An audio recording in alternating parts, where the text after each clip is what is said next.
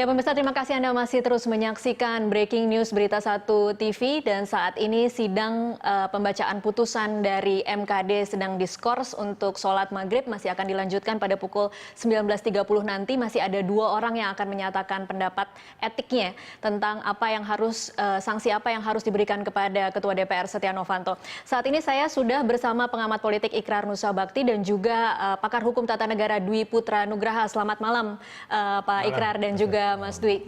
Ya, saya ke Pak Ikrar terlebih dahulu. Pak Ikrar, apa komentar Anda melihat tadi secara tidak terduga partai-partai yang kita lihat selama persidangan seperti meragukan kesaksian atau meragukan bukti-bukti ternyata justru memberikan sanksi berat? Ya, pertama saya merasa surprise ya.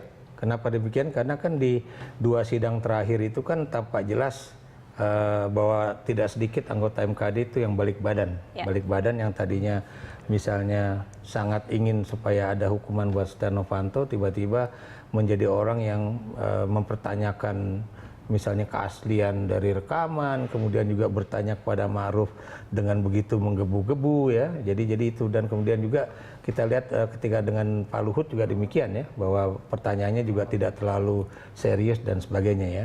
Jadi buat saya ini masih belum jelas apa yang menjadi penyebab keputusan mereka ya. Satu, mungkin kalau kita melihat dari sisi pendekatan positif ya, berarti mereka melihat bahwa pandangan publik mereka dengar. Yeah. Ya. Tapi kalau kita lihat bahwa mereka kemudian justru yang menjadi pemberi sanksi yang berat, ini juga mesti jadi pertanyaan ya. Kenapa demikian? Karena nanti kan berarti prolong the process gitu kan. Jadi memperpanjang proses, karena ini nanti akan ada pansel khusus ya. Dan mudah-mudahan pansel khusus yang di luar anggota DPR itu benar-benar orang terpilih yang kemudian benar-benar netral ya, dan benar-benar ahli dalam hukum tata negara ataupun yang hukum pidana dan sebagainya ya. Nah kemudian kita tahu bahwa dari situ akan masuk ke sidang paripurna. Okay. Nah inilah pertarungan yang terakhir ya. Kalau misalnya di dalam sidang paripurna itu lagi-lagi teman-teman anggota DPR juga ingin menyelamatkan Dewan, itu hasilnya tidak akan berubah atau artinya sama dengan hasil dari MKD ini. Tapi kemudian kalau di dalam pertarungan di DPR justru disitulah pertarungan terakhir yang akan dilakukan oleh Setia Novanto, bisa saja hasilnya berubah kembali ya. Maksud saya dia dianggap tidak bersalah. Kenapa demikian? Karena Anda tahu bahwa biar bagaimanapun koalisi merah putih itu kan punya posisi sekitar 62%, kalau dikurangi oleh PAN itu masih cukup banyak juga begitu. Oke, kalau tadi Anda melihat dari 15 itu bisa terbaca tidak posisi PAN akan kira-kira kemana? Ya, kalau kita lihat posisi PAN udah jelas dari awal memang dia sangat kritis terhadap persoalan ini ya, khususnya Saudara Bakri itu ya, karena memang dia kelihatannya posisinya firm bahwa dia itu melihat Setia Novanto memang melanggar kode etik ya. Walaupun tapi yang anggota PAN yang pertama kan juga termasuk orang yang begitu keras ya, bertanya baik kepada Ma'ruf ataupun kepada Sudirman Said. Dan itu yang kemudian kita pertanyakan. Dan tadi juga saya surprise juga ketika menyetir ke sini mendengar Prakosa juga ternyata sanksi berat. Sanksinya berat kan? Padahal dari PDI Perjuangan. Betul, bukan karena dari PDI Perjuangan, tapi dia adalah orang yang tadinya juga cukup tidak kritis, ya? Menyetujui bahwa MKD ini berlanjut dan sebagainya kan. Jadi itu. Apa yang Anda baca kalau tiba-tiba kalau kita lihat mungkin ada yang mengatakan bahwa apa yang diucapkan saat ini adalah apa yang diucapkan oleh Ketua Umum, karena sikap yang diungkapkan oleh masing-masing anggota itu adalah bagaimana sikap partai. Tetapi kita bisa melihat ada perbedaan antara Prakosa dari PDI Perjuangan dan kemudian dari Junimat Girsang yang baru saja tadi mengatakan, dan juga Risa Mariska dari PDI Perjuangan itu mereka berdua mengatakan sedang, sementara Prakosa mengatakan sanksi berat. Ya itu tadi. Jadi kita nggak tahu senario politik apa lagi yang terjadi ya, karena orang yang kita duga akan membebaskan Setia Novanto malah memberikan sanksi yang berat ya, termasuk dari Golkar, dari Gerindra, kemudian Prakosa yang dari PDIP ya. Karena kan tadinya kita melihat bahwa kayaknya PDIP ini cuma satu yang akan memberikan sanksi kepada Setia Novanto, yaitu Wakil Ketua MKD yaitu Junimat ya. Makanya kemudian PDIP mengganti salah seorang anggota MKD-nya ya, supaya paling nggak 2:1 atau ini. Tapi ternyata justru Prakosa yang memberikan sanksi berat, sementara yang dua lainnya sedang ya. Dan buat saya sebetulnya sanksi sedang itu udah jauh lebih baik dibandingkan sanksi berat. Kenapa jadi seperti itu penerjemahannya saat ini? Kalau buat saya iya, kenapa demikian? Kalau sanksi sedang kan udah cukup, udah berhenti jadi ketua DPR. Tapi kalau sanksi berat itu kan akan memperpanjang proses lagi. Tadi saya bilang masuk ke panel, masuk ke sidang paripurna, dan kita tidak tahu kira-kira strategi ataupun senario politik apa yang sedang dimainkan oleh teman-teman yang selama ini mendukung Setia Novanto. Oke, saya pindah dulu ke Mas Dwi untuk mengetahui bagaimana mekanismenya ketika pelanggaran atau sanksi itu sudah diberikan. Tadi kita cukup kaget ketika melihat yang pertama memberikan sanksi berat dari P3 yaitu Dimyati Natakusuma. Itu tidak terbaca kenapa kemudian P3 yang sebenarnya harusnya lebih memberikan tidak memberikan sanksi apapun kepada Setia Novanto kemudian memberikan sanksi berat. Diikuti dengan Sufmi Dasko dari Partai Gerindra itu juga memberikan sanksi berat. Nah, belakangan kemudian kita membaca bahwa sanksi berat ini ternyata bukan sesuatu yang harus kemudian kita puji, tetapi justru ada sesuatu di balik itu. Anda membacanya seperti apa? Ya, saya melihat pertama kita baca ya, saya baca dari semua media sosial bahwa ini akhirnya rakyat merasa ini luar biasa sekali. Di luar kebiasaan sebenarnya. Jadi ya, sebenarnya apa yang tadi kalau bahasa Pak Ikrar tadi balik badan begitu ya, ini seperti kayak umpan tarik main bola gitu. Jadi semuanya itu menyerang begitu si pengumpan ini, tetapi di sana kosong begitu ya di tengah-tengahnya. Jadi kalau kita lihat memang kan sanksi efeknya dari sanksi berat ini bakal nanti akan tercipta tadi tim panel begitu dari hari ini 10 hari ke depan itu harus tercipta. Harus tercipta tim panel itu.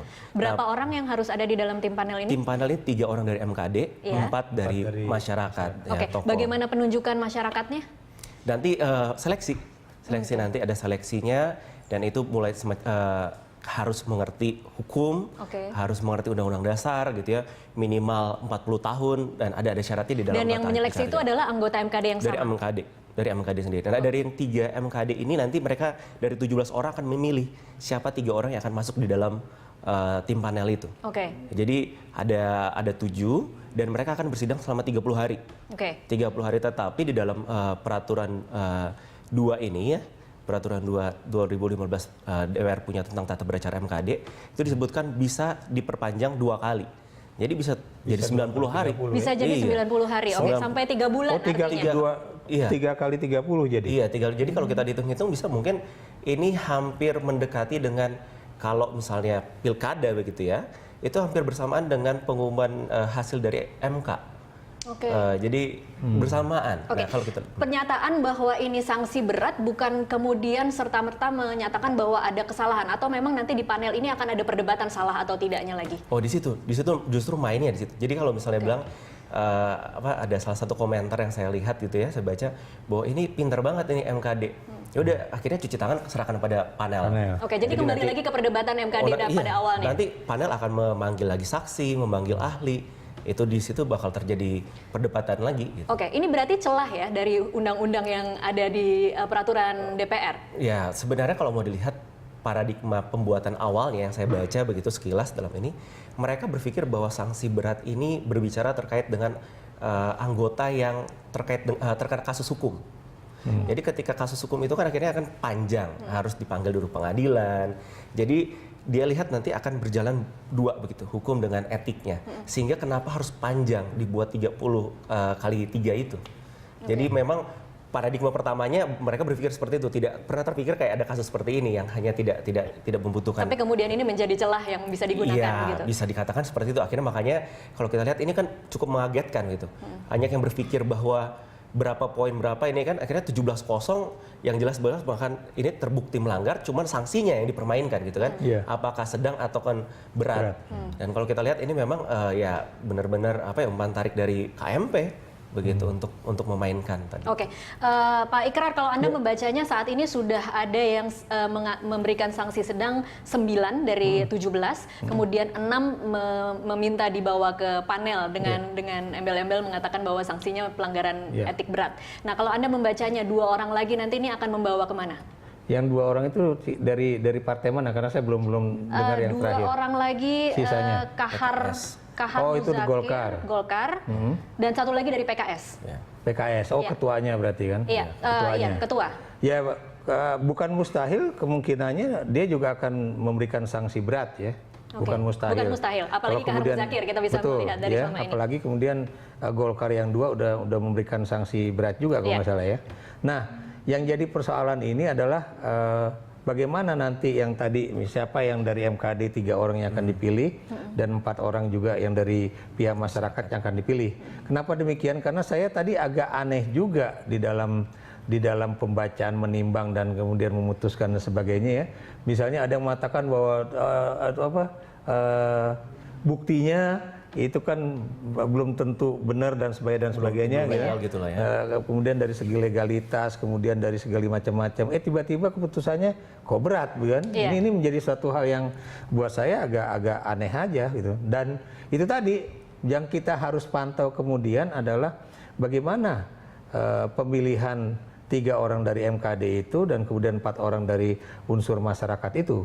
Apalagi kalau kemudian nanti yang memilih lagi-lagi 17 orang di MKD itu kan lagi-lagi pendekatannya voting, bukan pendekatan rasional yang tadi Bung Dwi tadi katakan ya, bahwa dia harus ahli dalam punya pengetahuan tentang undang-undang dasar, punya pengetahuan tentang hukum tata negara gitu kan, atau hukum pidana juga udah pasti ya. Iya, itu dibilang hukum dan mengerti tentang undang-undang dasar. Nah itu, jadi itu yang buat saya kita lihat juga ya. Kalau kemudian nanti ternyata lagi-lagi dari 4 orang itu 3-1, wah ini repot juga ya. Jadi maksud saya 3-1, 3 ini yang kemudian bisa pro Setia Novanto, 1 yang bukan, repot juga. Jadi kalau di situ. kalau kemudian berasumsi 2 orang yang pada pukul 19.30 nanti akan membacakan pandangannya akan mengatakan sanksi berat, artinya 9 menyatakan sanksi sedang dan 8 menyatakan sanksi berat. Apa bisa kemudian 9 langsung menang atau seperti apa? Iya, sebenarnya kalau bisa kita lihat seperti yang kemarin sudah dikatakan bahwa suara mayoritas begitu kan? Betul. Meskipun beda 1 ya? Iya, tetap. Jadi memang ya tetap harus akhirnya sedang ini. Sebenarnya kalau saya lihat buat apa ditunda, karena tinggal baca 2 dan sudah jelas kelihatan kalau misalnya kita lihat ini petanya begitu. Jadi masuk sedang. Oke, baik. Kita akan break dulu, nanti akan lanjutkan di segmen selanjutnya. Pemirsa tetaplah bersama kami.